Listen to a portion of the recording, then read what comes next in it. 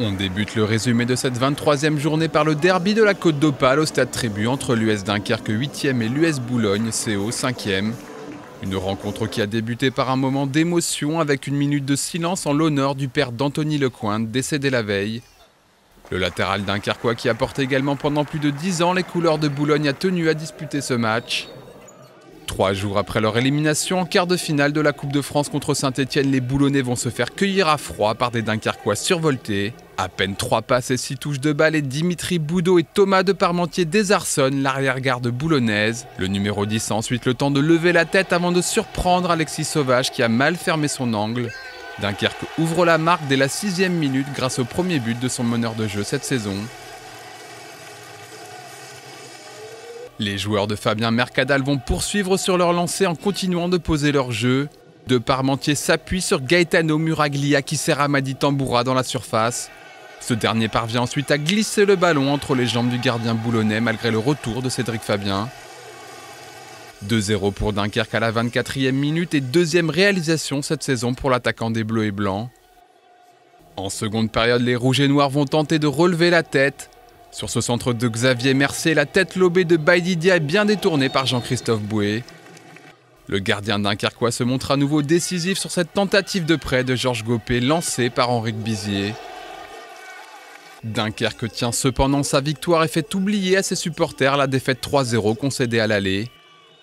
Un succès qui lui permet de revenir à hauteur de son adversaire au classement. Semaine en revanche à oublier pour l'USBCO. Après l'élimination en Coupe de France, elle enchaîne une deuxième défaite en championnat, refroidissant pour le moment ses espoirs de monter en Ligue 2. Affiche a priori déséquilibrée au stade Parsemin entre le FC Istres 17e et le leader, le Paris FC. Deux formations séparées par 29 points au classement. Les Parisiens vont rapidement faire parler leur efficacité. 18e minute, Richard Socrier en pivot alerte Rodrigue Bongongi qui ne laisse aucune chance à Romain Lejeune, le gardien istréen. Le Paris FC prend l'avantage grâce à la 3e réalisation de son attaquant de poche. Le virevoltant camerounais est d'ailleurs tout proche de doubler la mise sur ce renvoi de la tête de Loïc Poujol, mais son tir est trop croisé. Paris rentre au vestiaire avec un but d'avance. Istres démarre la seconde période avec plus de détermination. 50e minute, Grégory Sofitikis est au centre, Brahim Ben Daoud à la déviation et Hakim Zedatka à la conclusion. Belle réalisation du jeune franco-algérien qui débloque son compte hors but cette saison et met les deux équipes à égalité. Décomplexés par ce but, les Provençaux accentuent leur pression sur une défense parisienne qui devient fébrile. Cédric Bétrémy en profite et double la mise juste avant l'heure de jeu en exploitant avec brio ce centre de Benjamin Mas. La partie s'emballe et la réplique parisienne ne se fait pas attendre. Idrissa Chergui dépose le ballon au second poteau pour Richard Socrier qui ajuste le jeune avec application. De partout à la 66e minute et 7e réalisation du Guadeloupéen cette saison. Les Franciliens tentent d'emporter la décision et multiplient les situations dangereuses sur la cage de Lejeune mais sans réussite. 93e minute, le dernier corner pour les Parisiens est frappé par Frédéric Marquez. Mehdi Jean coupe la trajectoire et trouve les filets istréens. Deuxième but consécutif du défenseur parisien qui permet au leader d'arracher la victoire et de conforter sa première place au classement. Malgré la défaite, les joueurs de Bruno Savry ont montré des ressources et ne doivent pas abdiquer.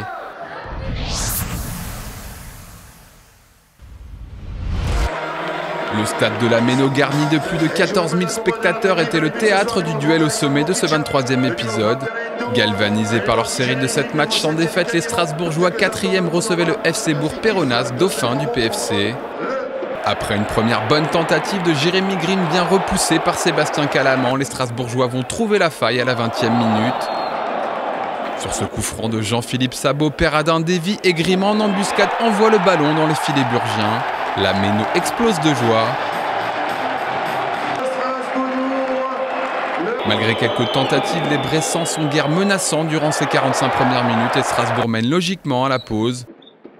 En début de seconde période, les Alsaciens sont même tout proches de faire le break sur cette double tentative de Dimitri Liénard et Jérémy Bleillac, sauvés sur leur ligne par Patrice Dimitriou et Florian Augier. À la 55e minute, Lakhdar Boussa, l'un des Burgiens les plus en vue, oblige Alexandre Oukidja à se coucher sur cette frappe tendue. L'avant-centre burgien s'obstine et pense même obtenir à la 73e minute l'égalisation après cette belle déviation de Jordan Gobet. Mais son but est refusé pour une position de hors-jeu. Une frayeur pour Strasbourg qui parvient finalement à décrocher sa 3e victoire de suite à la maison. Le RCS poursuit sa belle remontée au classement et revient à 5 longueurs de son adversaire du jour.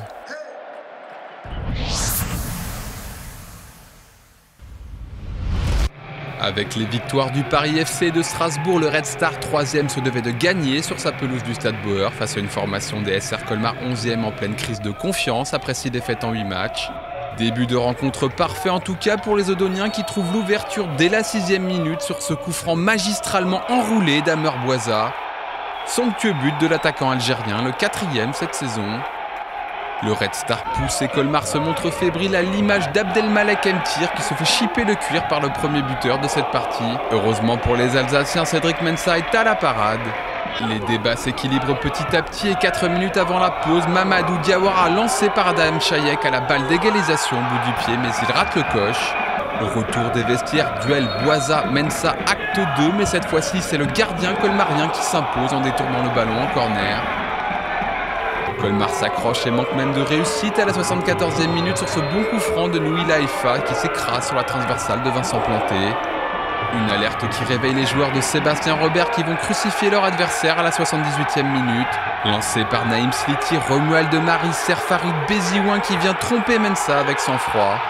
Le score ne bougera plus, mission accomplie pour le Red Star qui porte à 8 rencontres sa série de matchs sans défaite.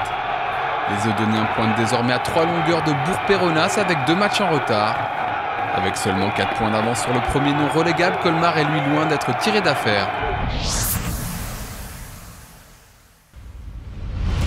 L'US Avranches 6e accueillait Marseille Consolat 13e, 2 promus qui espèrent franchir le plus rapidement possible la barre des 40 points, synonyme a priori de maintien. Bien partis grâce à leur belle première partie de saison, les Avranchinais s'attendaient à un match compliqué face à des Marseillais difficiles à manœuvrer en 2015. Il faut d'ailleurs attendre la 33e minute de jeu pour voir les Bas-Normands se créer la première occasion. Vincent Créin sur cette reprise oblige Michael Fabre à un bon arrêt. La réplique marseillaise est quasi immédiate, mais la tentative d'Abdoul Diawara frôle le poteau gauche d'Anthony Beuve. 65e minute, Marek Amiri parvient à s'échapper sur son côté gauche avant de centrer au premier poteau. Faes Selemani est le plus prompt et donne l'avantage à Consolat. Les Avranchinais tentent de revenir au score. Michael Barreto lance Kevin Schur, mais le tir de l'attaquant bas-normand est repoussé par Fabre. Créin sur ce retourné acrobatique donne ensuite une frayeur au gardien marseillais, mais sans plus de réussite. Marseille tient sa victoire, la 3e en 4 matchs. L'équipe de Nicolas Usaï compte désormais 5 points d'avance sur le CA Bastia, premier relégable. Avranches glisse lui au 9e rang.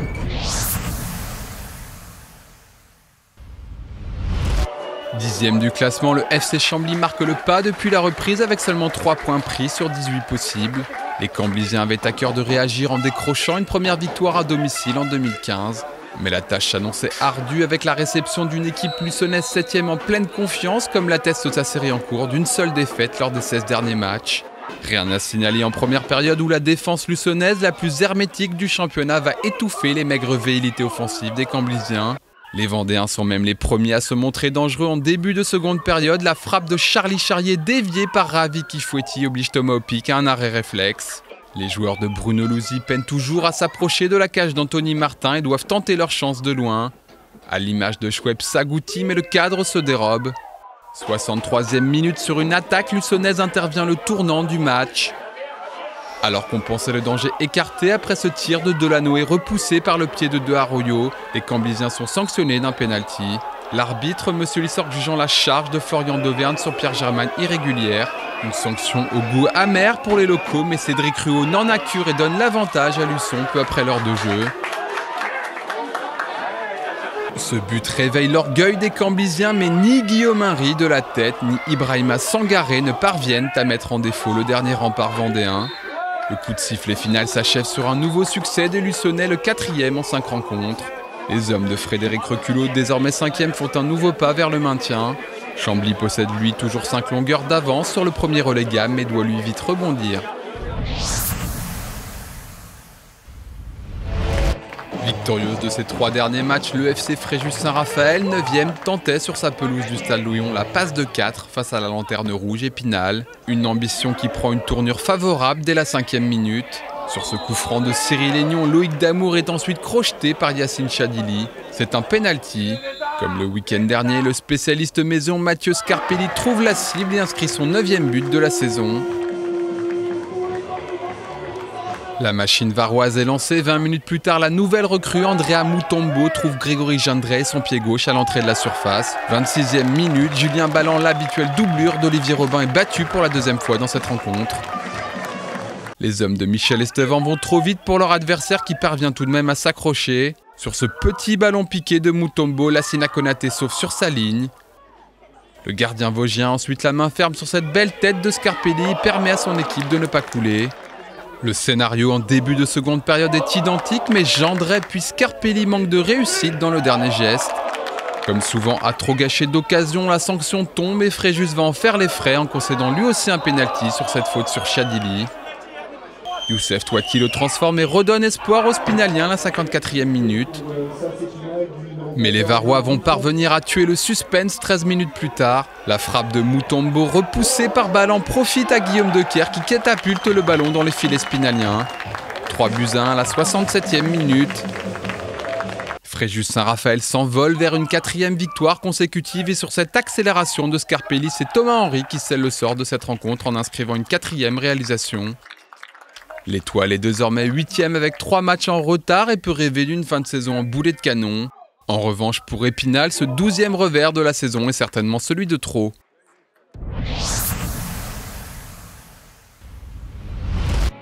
Une série de 5 matchs sans victoire a plongé l'Amiens SC à une inconfortable 12e place. Réaction donc attendue des Picards à la licorne face à un relégable l'US Colomiers 15e.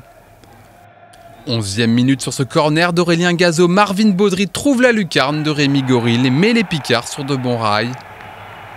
Un avantage d'un but que les Amiénois, peu mis en danger, hormis sur cette frappe lointaine de Stéphane Etienne, vont conserver jusqu'à la pause. En début de seconde période, les Columérins vont s'enhardir. Bien servi par Etienne, Sébastien Bouscara profite d'un contre favorable pour mettre à contribution Magno Novaes, vigilant. Mais les entrées en jeu de Jean-Pierre Nsamé puis Omar Pouille vont redynamiser l'attaque picarde. L'ancien Angevin réveille les supporters picards sur cette frappe du gauche qui rase le poteau de Goril. Puis à 3 minutes du terme de la rencontre, le jeune attaquant astucieusement servi par Pouille va réussir à libérer son équipe en trouvant les filets columérins. Amiens renoue avec le succès, se donne de l'air avec la zone rouge. Colomiers est lui en plein dedans et va devoir redresser la barre.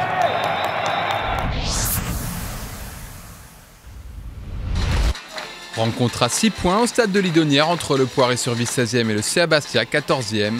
Deux formations dont la seule ambition est de sauver leur peau en national. Comme souvent à domicile, les Genoux vont réussir leur entame de match. 8e minute, Sacré-Gbou alerte Mustapha Ndoye dans la surface corse, mais l'attaquant vendéen est fauché par Clément Fabre.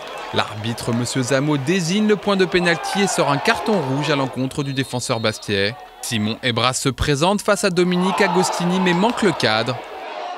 À 10 contre 11, le Poiré-sur-Vie domine les débats et sur ce bon travail d'Arnaud Souquet, Gbou est tout près de trouver la cible.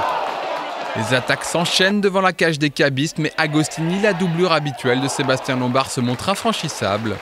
Après cette tentative de Kevin Das-Neves, c'est Mathieu Fontaine qui en fait le constat sur cette tête.